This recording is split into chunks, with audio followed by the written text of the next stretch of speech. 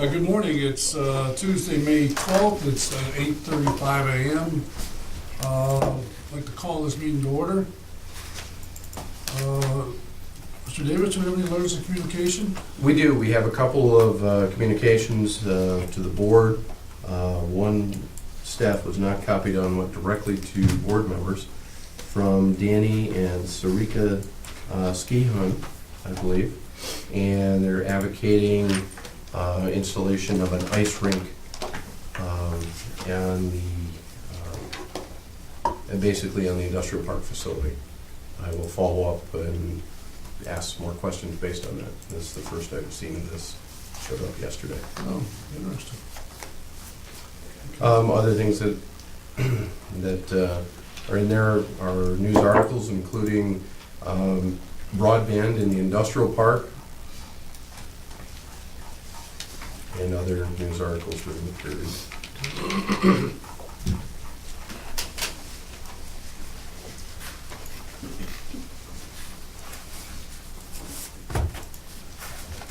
Anything else? No, sir. Okay, thank you. We'll pass on approval of the board minutes. Comments or presentation by citizens regarding the agenda. I see in the audience, Mr. Hebner. Nice to see you here today. Hi. Anything you would like to address the board about this morning, or? I'm fine. You're just fine. I'm just here on behalf of our agreement with Maxim. All right, thank you very much for being here, appreciate that.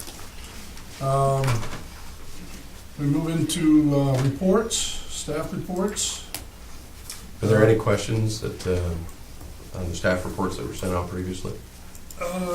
I do, and I think one of the things that I personally have is, I printed out, there's 5 pages of reports where people are doing it. I think that's pretty amazing that everybody is scurrying and trying to do all the type of things that we're doing with the staff that we have. So I think, in essence, if somebody says we're sitting still, that's not happening. That's not happening. So I appreciate our staff and what they're trying to do, extend themselves personally, professionally to make some things happen, whatever. It leads me to the question of the staff reports. I guess we're going to identify to John and John. Gentlemen, in regards to the industrial park, how do you? I see we have 87,000 square feet of space. Where are we? I know we just picked up 42,000. And now we had a marketing. Can you give us an update of where you are headed and what you see going out there to fill some of that space? We have a new tenant actually on the agenda today for 2,500 square feet. It's a partnership between a couple of local individuals. We are actually sending a mailing out tomorrow to Ontario and Quebec, 3,000 pieces to generate more interest and more leads. John's working on an email blast at the same time. We coordinated them together. And I think that's a couple thousand emails. So we found a way to do that. In Canada, they have a pretty rigid spam rule, but using the database that we have, we're able to do that. Mm-hmm. So that was a good find for us. So we're hoping to generate quite a few leads, and we'll be doing visits to companies during the first 2 weeks of June. In addition, we're working on an RFP for trying to target particular industries, similar to what Bruce Hope did, where he developed a prospectus for Greek yogurt, if you remember, and I think it was warehousing facilities. And we're going to try and target what we have, just a couple ideas, which there's an abundance of water that the city has. That's one thing we wanted to focus on, marketing that, the surplus water and the good quality water. And wood supply, a natural resource in the region. So we thought we would focus on those two sectors, if you will. And then in addition to that, we're going to target transportation-related operations in Canada. That Ogdensburg is a good location as a U.S. facility, because we know there's new rules coming down where the content requirement is going to shift from 40 to as high as 90%. It's a proposal right now, but it's they're concerned about it, we know they're concerned about it, and they are looking for sites in the United States. And I'm speaking in June, actually, to an organization up in Quebec in regards to that. Get a lot of things going on. Good. Yeah. John, did you want to add? We did have to postpone, we had a trade and investment seminar. We had some speakers lined up, it was gonna be a whole day, it was gonna be scheduled for May 20th, but unfortunately, we had to postpone that due to some scheduling conflicts that ended up getting postponed to October now, we rescheduled that. So I know, I don't know if you were aware of that, but I just wanna make sure that we're aware that got postponed. You're starting to see some light here, whatever, the Canadian dollar changing back a little bit, it's coming down, you see anything? Or is it just the same battle that you, There are a couple of Canadian firms that we're working with that have pretty strong interest. And another one that was a prospect that did express the concern about, you know, the value of the dollar and Yeah. how it kind of changed his plans. So we'll get a better indication when we do our calls first couple of weeks of June and see what that's like. all right, Yep. appreciate your hard work, guys. I know you're grinding, I know you're out there grinding, good. Any other comments for our staff people, reports, anybody? Well, I'd just like to say that I like the format. It's so much easier to Yeah. read and see. Yeah. Okay, good. Financial report? Mr. Chairman, as far as presentations, the Allegiant discussion, I'd like to hold that to executive session because there's some proprietary information in there Okay, for an update. all right. So the financial report? Yes. Excuse me. So I did a P&L of the unaudited financials at the end of March. That's the same format that you are used to seeing. And again, the auditors who were supposed to be here Monday had some issues that they couldn't make it, so they'll be here next Monday. I think this has actually improved a little bit since I did this because we had a few more accounts to reconcile. We finished those last week and I think it made a little difference, but as we go through the audit, there'll be a few changes here and there. The expense portion, which had been better than this, was affected mostly by a write-off, and we'll talk about that later on. The bridge tolls went down a little bit more than they've been, and we had our, of course, weakness in the port operating. So it's not a good financial report. But, we've been seeing that develop all year long. Any questions on that? No, I just probably related to this and the bridge traffic. Refresh my memory, did we, from last year's budget to this year's budget, did we go around a 10% reduction from last year to this It year? was, I think the autos were, for this year, right now, 15, 16. Yeah. They were down about 4.5 from the prior year. From the prior year, that's what we budgeted. That's what we budgeted, and I think we budgeted trucks up about that much. So I think it was autos down 5, generally down 4 because the trucks were Yep. up 5. I think we haven't got to the thing, but we were down, what, 19% this month? We were down 19% in April, yes. So, Yeah. I don't know, as I look at it, I'm saying, well, if we go from 10 to 19% the rest of the year, that bridge toll traffic is gonna, Right. It's gonna be a bad one, for sure. Yep. Going to the airport activity report, we were down Cape Air was down 185 passengers, 19% there also. And the Canadian traveling was only around 12%. And so I think the Canadian dollar has affected that also. There wasn't a lot of cancellations or anything like that, any more than normal. And so that doesn't look good at all. Fuel sales was up a little bit, more than a little bit, up about 11%. On the bridge, two airports.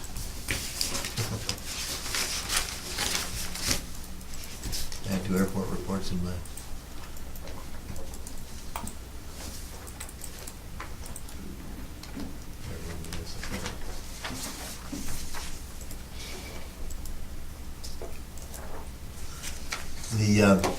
We were down 19%, as you can see, on, or 18.5 on autos, and down 5.5% on trucks. As John mentioned, or maybe it was you, Sam, that the Canadian dollar is strengthening. It was 83 cents yesterday, had been below 80, not much below, but that should help. We did have heavy traffic over the weekend, mostly because of the issues faced by the Messina Bridge.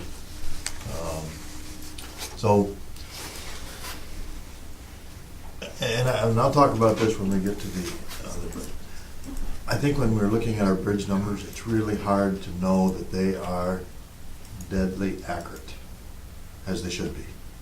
And we'll talk about that when we talk about the software, but when you see some of the gyrations that we go through to get these numbers, and it's a bad position to be in to say to the board, I don't know whether these numbers are accurate. I think they're directionally correct. And that's unfortunate. And last but not least is the credit card report. That continues along the same path. We had talked about the need for me to present this information. If it's all right, I will no longer make this part of the report, but only if there's exceptions and it starts going in a different direction than this. You know, a lot heavier usage or a higher percentage.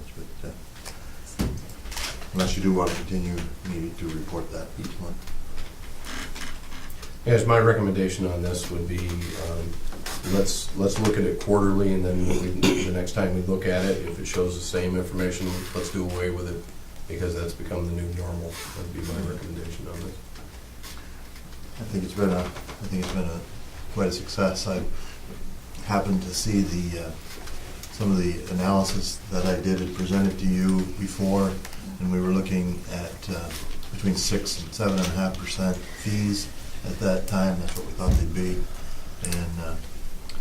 and over the course of since last June, it's been 3.72. So it's been. When is that contract up?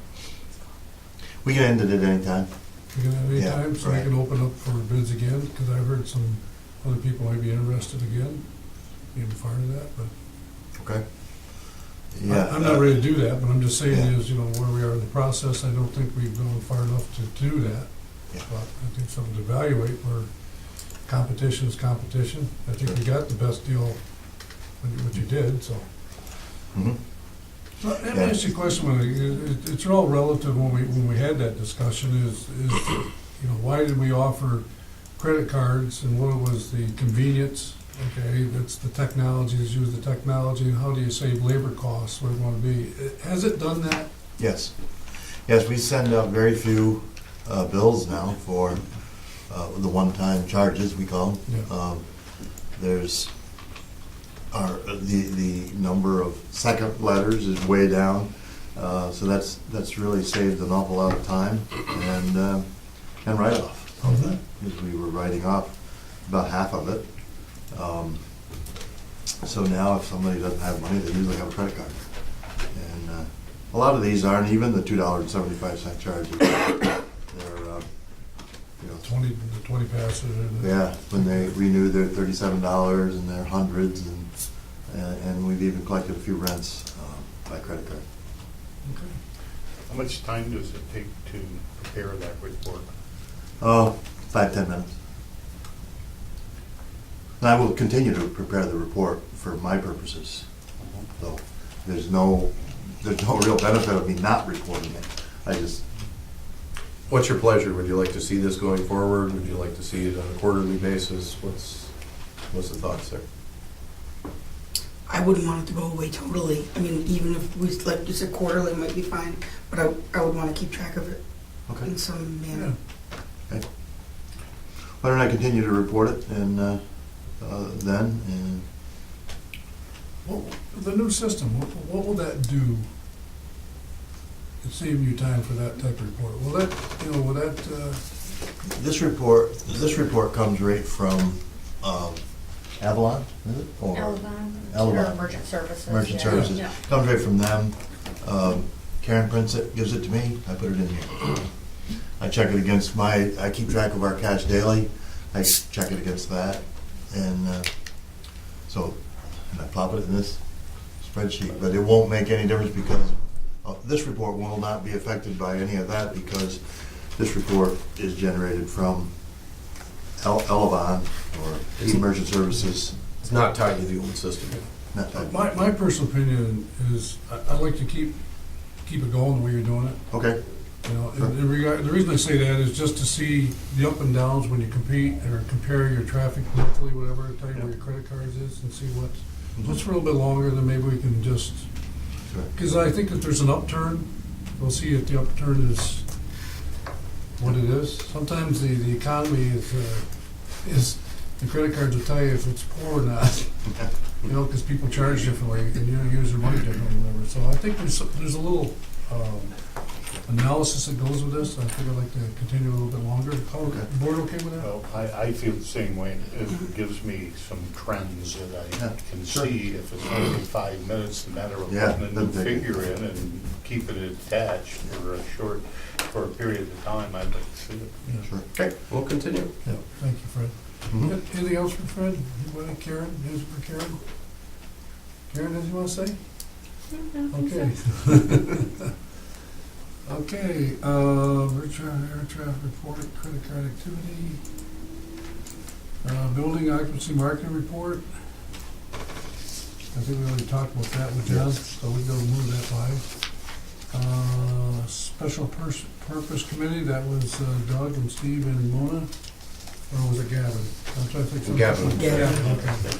I don't know who ran it, Doug, did you run?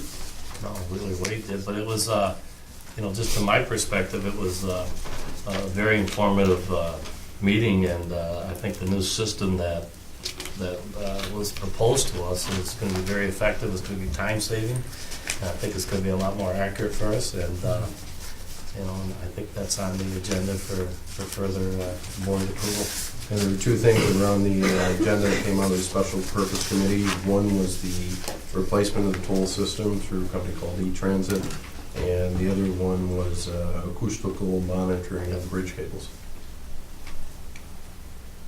Well, I like to thank the committee for meeting, for me anyways, whatever, to try to attend all the things that I try to do, whatever, but I appreciate the committee getting together. And I think that really is an issue for us, that we like to specialize our committees, but I think with shortened staff, I don't think specialization is what it is. I think it is flexibility committees. I think people need to be, until we have other board members, whatever, so I thank this board here for, your continued effort of taking extra time out of your personal, professional lives to do what you do, and that's an example of one of those type of situations, so thank you again. I'd like to thank the staff for doing a lot of legwork, present both of these, Fred and his staff, and Stephen for bringing that to us. And I think in the long run, as we look at our financial picture, I think that'll help us in the long run Good, thank you. on both sides of it.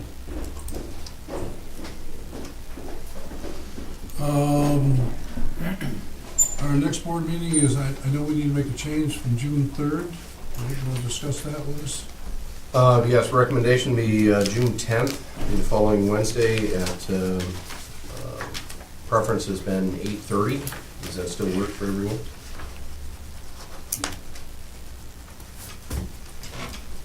Yeah, I have a Supreme Court hearing, but I'm not gonna have to be there, so it's fine. If I may, with the auditors coming on May 18th instead of May 11th and instead of May 4th, I don't know that they'll be done. We will push them to be done by June 10th, but if they're not, it might require a special meeting later in the month Okay. for the audit. But we'll do everything we can to to push them and to provide them the information they need in a timely manner to get it done. June 10th is going to be difficult for me, whether it's morning or an afternoon. Okay, 1 week later is a little better. a maybe, but you know, this time Well, of let us year, see what Gavin can do and, with regards Right, to that. just and with go ahead and do whatever your- works. June 10th, and if Gavin can be here, you'll have. Well, if we could, why don't I make this suggestion, could we move it possibly to the 17th? Because if we could do that now, the ability of having a scheduled meeting date is important. That way we can plan the other things that we need to do around it, like Sounds having our like it would outside. work better. It'll work better for the auditors, I'm sure. All right, let's do that. 17th. 17th? And that's an 8:30? Yes. That'll work. Now that takes us to the next meeting,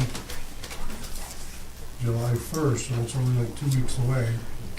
Yeah, July 1st, just for everybody's planning purposes, the holiday this year is on Friday the 3rd.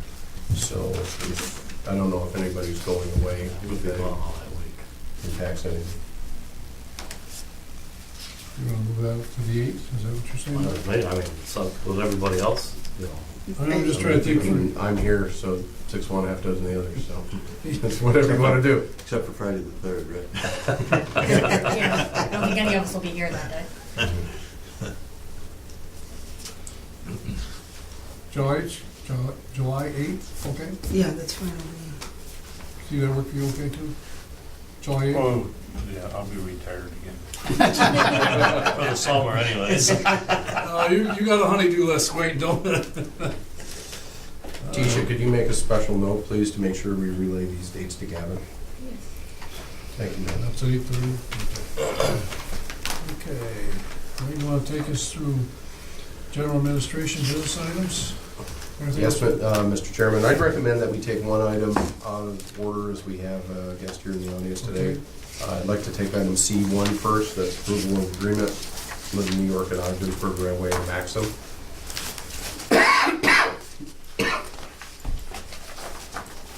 Okay, now you get the same thing.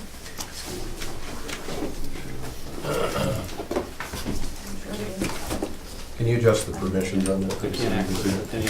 There. Yesterday, everything loaded wrong. And we got called the same process. I don't know if it's because, Well, I think the other people in the park had problems yesterday too. I know the credit union was completely shut down, Yeah. and they were talking about one of their business over there, their computers were all messed up yesterday. and so- all of our PDFs that we generally convert, we used to do Google Sheets, that's no longer available for some reason. But if you can adjust the permissions on that, Yeah, he's I'll doing talk that. to it in the meantime. The purpose of this agreement is, the agreement itself is between the New York and Ogdensburg Railway and Maxim. But as part of OBPA's agreement with leasing the railroad to the New York and Ogdensburg, we need to approve this agreement. And conceptually, what this agreement is, it's, to describe it geographically, there's a Y over in the industrial park, the turnaround spot, and you'll know where the old coal lead used to come across 37. There's a section of straight track there up to, I call it the Maxim switch, where the switch goes into the new Maxim property. That letter R right there, lowercase letter R, is going to be leased to Maxim by the New York and Ogdensburg Railway. They're asking our permission to do that. We've had the review of the document performed. There was one minor change that came from our side, I think it was insurance requirements. Just so we get a copy of the same policies they give the railroad, so we have a file of it. Yes. And everything's in order, maps on file, the agreement we're good with. And And Maxim's request is not unusual for manufacturers to have storage outside. And I assume they're gonna either rent the cars themselves, or they're gonna probably rent the cars. And this saves inside storage space, keeps your building down.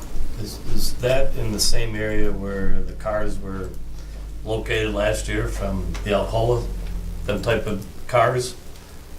Yeah, we call that the hospital lead. It's the track that butts onto Route 37.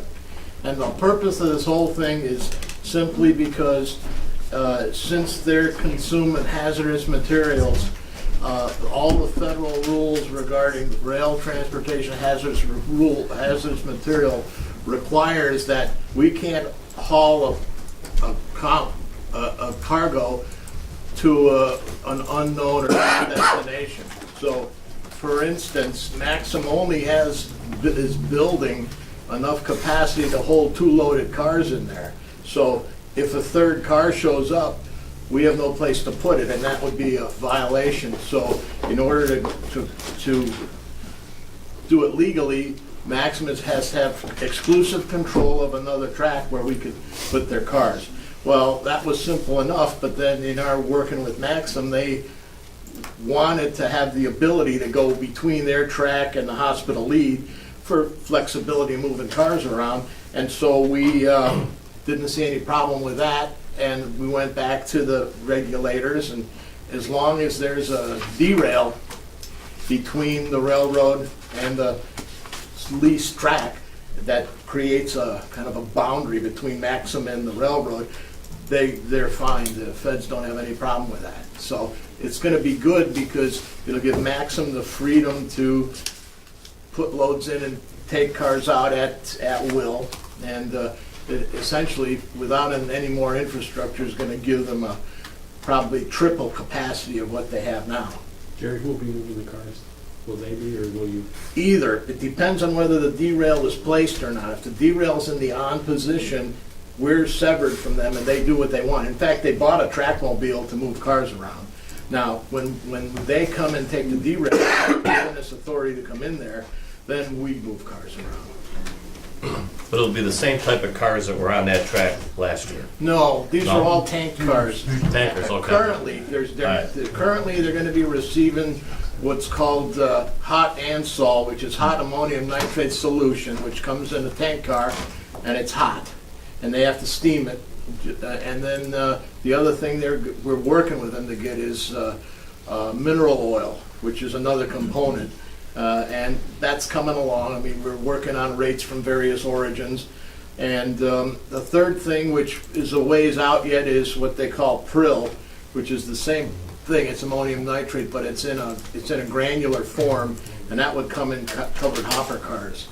And right now, they're going to be getting all their prill out of Contrecoeur, which is where evidently there's a shipload that unloaded there for them, and they're going to be trucking it over, which, I wish we could do something different, but so far we haven't been able to tackle that. I think if they find other sources of prill that are rail friendly, we might wind up with that too.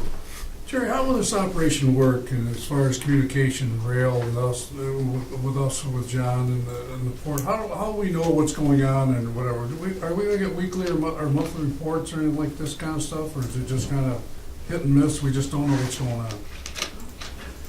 These cars would show up in your annual report, wouldn't it? Yeah, everything shows up on our regular reports. And the thing is, it's mainly a communication issue between Maxim and us. And in fact, with regard to hazardous material, I think there are other restrictions on, for Homeland Security purposes on that. And I'm not sure what we're allowed to, information we're allowed to give out or not. But, I don't know. We have our safety and the hazmat guy that we'll have to ask that question. As you know, how this thing's going on with the crude oil trains, that's a big deal. The railroads don't want to tell the public at large when they're moving crude oil trains because of Homeland Security issues. And that same theory applies to this stuff, which, can be a Homeland Security issue too. So we've got the map up. Here's Route 37 right here, up at the top left of the screen. Raymont Materials sits right here. Here's the hospital lead right here in red. And, for lack of a better term, the Maxim switch. Yep. And then the siding going into the Maxim property. What revenue does the Port Authority get off this? Anything, Jared? Pardon me? Do we get any revenue for us here? Well, you get your same percentage you get on freight that you get on anything. Okay. But this is strictly an operational convenience thing. We aren't making any money on it, and by the same token, neither are you. I mean, the only thing about it is, there are tariff provisions that if Maxim decides to, I don't know if I want to call it abuse the privilege, but if we wind up having to do more work for their convenience, there are tariff provisions for switching fees and that, but, you know, we'll work with them. I mean, we're not planning on nickel and diming them over anything until it gets to the point where everybody's comfortable routine is going, and then we decide, hey, you know, this is an ongoing cost, we're gonna have to apply the tariff. But right now, we're gonna have to it'll probably take us 6 months or a year to determine operationally that everybody's happy with what we're doing and there's no abuse.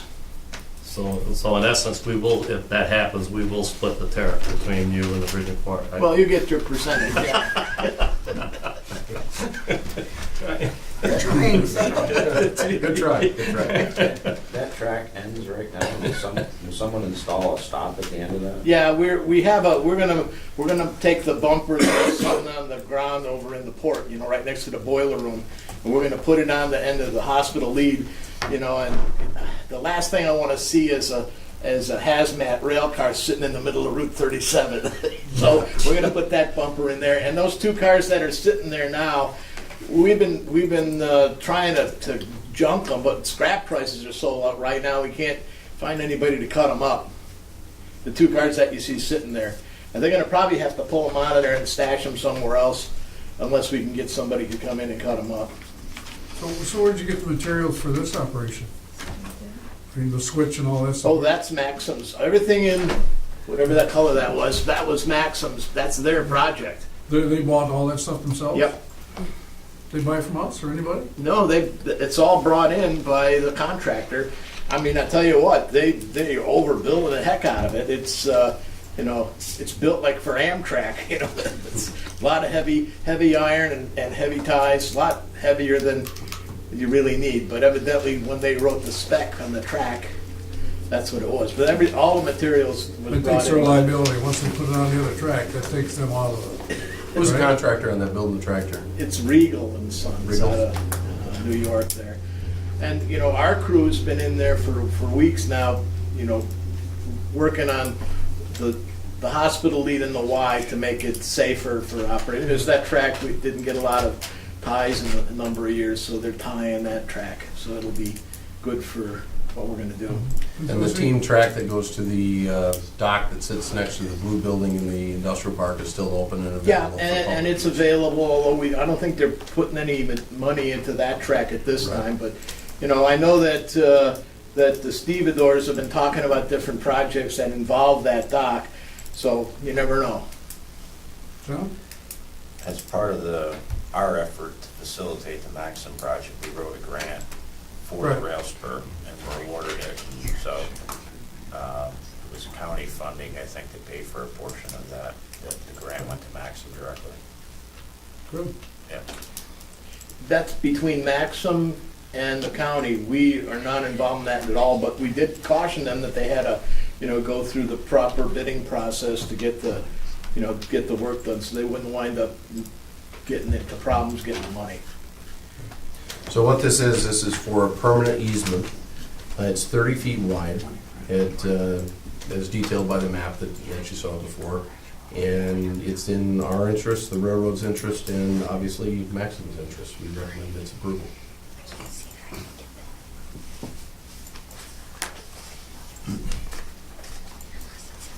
If they leave, who would own the track? I don't have any idea. I don't even know, is the land their plant's on purchased by them or leased from the? Yeah, purchased. Purchased.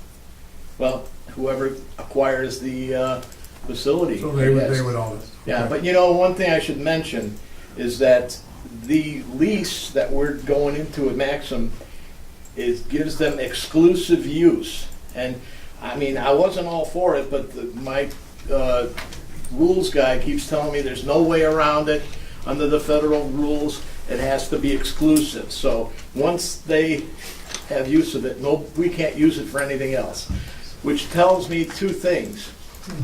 If at some future date, which we hope may come, Graymont may need to use the railroad, and we've talked with them a number of times about that and haven't really had anything happen yet, could present a problem. And also, if the track ever needed to be extended across Route 37 again, that'd be another problem. But the good thing about this agreement is I believe it's either 30 or 90 day, cancelable. So it wouldn't be a big problem to get out of it. Only thing is, we'd have to figure out some of the provision for storing their loads.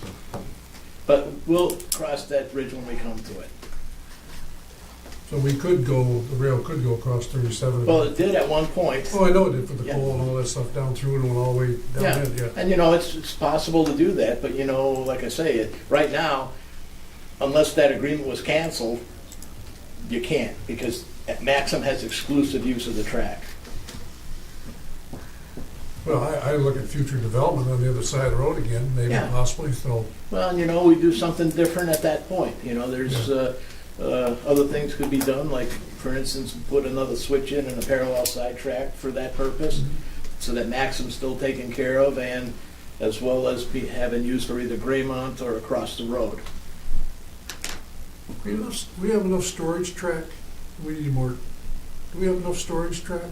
No, we never have enough storage track. I mean, the thing I is, talked to a couple if people. if at some time in the future, we're ever able to handle unit trains through the port, there'll need to be some track construction, and mainly it would probably involve the siding that starts around Wall Street and goes underneath Proctor Bridge to give enough side track space for 90 cars. That would be one thing that we'd recommend in the future if a serious unit train capability was developed. We have enough real estate there as well to accommodate. Well, to some people that didn't realize there's a lot going on in shipping and rail. I mean, what's happened with the Panama Canal and this stuff, and then saying, who's ready for what, and we're not ready. We don't have that rail space. No, but how much would it cost to put in like 1,000 foot? well, for industrial trackage, we used to use a rule of thumb is $100 a linear foot plus grade preparation plus the switches. That's what we used to use. It may have gone up. That's. So you probably need about $200,000. Yeah, it'd be costly. Yeah. Mm-hmm. Wow. Oh, can't wait for you to build it. I love you, Jerry. Same here. Okay, I'll move it. we need a motion, thank you. I'll second. Second, any further comments? Steve, I know you're thinking something. Oh, I'm good. You're good? All those in favor? Aye. Motion passes. I'd request that I get a signed copy of it once it's done, so we maintain a file integrity. Okay. Just Anything else, Jerry, you want to add? Permissions are set. No, I just, we did some changes that evidently everybody's all right with, the most recent changes. And we'll print out signature originals and circulate them, and I guess you'll be the last stop for them then? Is that how you want to do it? What'll, just follow normal process, send the signed document, we'll make sure that Frank has a copy of it for his records. Just send it to us when everything's all set. Okay. I really don't need an original. All I'm looking for is to have a copy in case at some point we look for it. And But we're gonna need to have 3 set signature originals for the 3 parties, and so you'll wind up getting those Fine, I can do it. initially. Jerry, one of the things we talked about when we, with NASCO here or whatever, in the railroad, we had some great meetings here, whatever, and we talked about some quarterly meetings, whatever. Are we gonna get something organized so we can get that communication going again? I don't know. Well, I'm serious, because that's one of the things that we talked about. We're not communicating well enough. And it's like, every 4 months, whatever, at least somewhere along the line, we have a scheduled time frame where people get together and say, we want to know what everybody's doing. Yeah, we got how no they're doing. problem with doing that, we don't know how that's gonna be spearheaded. Would it be through you? Well, it's a combination of everyone. It's a community, it's a level of communication to begin with. I mean, so if we're not communicating, we don't know all the things that are happening. I like to know what the rail likes, I like to know what the rail's doing. I like to know what we're doing in, relationship to that. I mean, there's a lot going on here, and it's like, we're back to guesswork. And I'd like to eliminate some of the guesswork. Yeah, well, there's something I said for that, I agree, I mean, Well, That could be I'm arranged. gonna ask for that. How's that sound?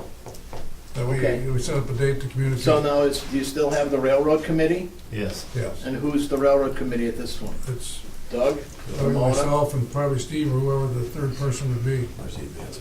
Jerry, the last time we had a meeting here, I brought up the idea of starting to look for new engines, rebuilt, whatever. And nothing has been done since then. But my concern now is with the port that we're hoping is gonna take off pretty good here, and, Maxim coming in, maybe some other plants. Have you guys discussed anything about a new engine? The only thing I guess my concern is if everything starts going here pretty good, then all of a sudden we have a breakdown, or the engine's not big enough or not good enough. Where are we going to go? We're going to be shut down. What's going to happen there? Well, I mean, the reason why you haven't heard anything is because really, everything's pretty stable. I mean, Mhm. we had an engine here, and it had to go back for worn out wheels, and so we sent it back to Burlington, we brought another one here. So we have the 801 here now, and the 14 is still running, they alternate the two of those engines, and they're adequate to handle the current traffic. And nobody in mechanical has said anything that I'm aware of that we're on the edge of a failure. Okay, But, I Yep. mean, all that could change in a heartbeat if Sure. somebody decides they're gonna start running, Yeah. 100-car unit trains in here once a week, then we would have to regroup. But, we're pretty reactionary on things like that. Nobody wants to spend a ton of money on fancy new engines unless you have freight to haul with. That's my concern. That's my concern. I really like proactive than reactive. Yeah, I mean, unfortunately, there isn't a lot of money hanging around to be ready for something that may or may not come. So we would certainly act if we were told that there's going to be unit trains of corn or granola coming in here. We would react fast. Yeah. Well, I really liked our chairman's suggestion of having a quarterly meeting, or Yeah, no, that's fine. Is, I'm sure that they'll be happy to do that. But keep one thing in mind. I'm only involved right now on the commercial side. We have other people that deal with the admin and everything else and operations. But I mean, since Maxim's a commercial account, that's why I'm here for this. But they don't keep me informed on all the little miscellaneous track works they do, or bridges, or locomotives. But if it involves a customer, that's when I get involved. okay. We'll make sure that the president of the railroad gets the invitation as well. Thank you. I think there's a lot there, Jerry, because I mean, why would you want to know? We'd like to know what we can do to help you and help everybody. I mean, obviously, it's about making money, create economic market here, that good things can happen here if you work together. Yeah. I mean, and that's a big part of it. I mean, our stimulation of our economy is important here, and we're doing a lot of things here to do that. And I just don't feel like I want to sit still here. I don't think this board feels that way. No, I understand. I agree. Well, I think one of the things, just to add my 2 cents in here too, Jerry, we don't want you or a railroad representative to be here in a punitive sense. That's not what we're asking at. No.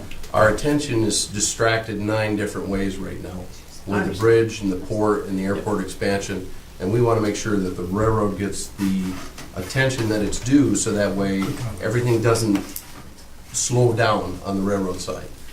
We want to be able to support that, and we want to be able to support you and your growth with the railroad. And to do that, we need to have regularly scheduled dialogue, because what gets measured, what gets talked about gets done. And True.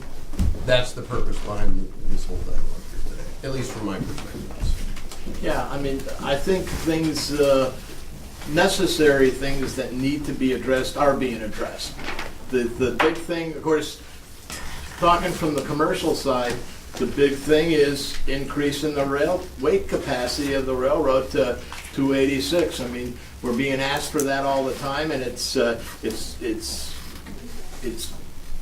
easily will put us into a non-competitive position for some of the more important cargoes that may benefit everybody. I mean, CSX won't want to run unit trains in here unless they're 286 capacity. So that, and I think we're pretty close to that now. I know at the last, what do they have, 2 more bridges to certify on that? We've got one bridge that was not in as bad condition as we thought, and the load rating was raised on that bridge as a result. The other bridge is going in for part of our upcoming DOT rail application.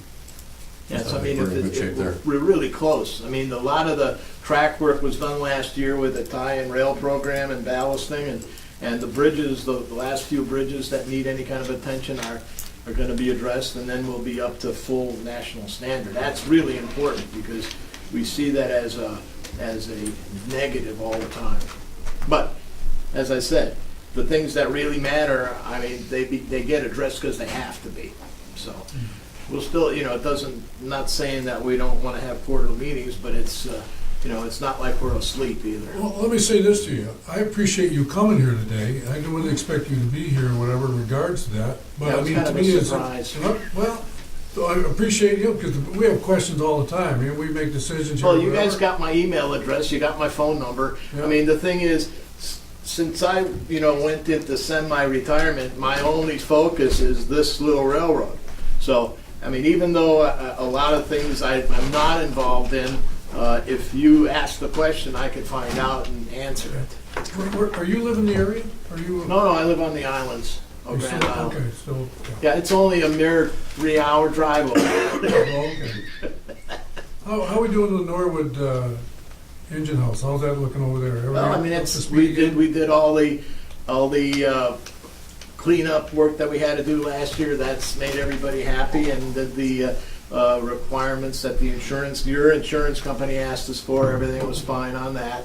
And it's, you know, there's nothing, there's nothing really going on there that I'm thinking is a pending crisis. I mean, things are pretty stable. We did have that Railroad Association visit a couple of weeks ago today. Did somebody from the port show them around here? They had access. They had access to the port. Yeah, the Rutland Railroad Society came, and we were complimented quite a bit by them by how nice everything looked, which is good, because, you know, railroad facilities sometimes can look pretty gnarly, you know.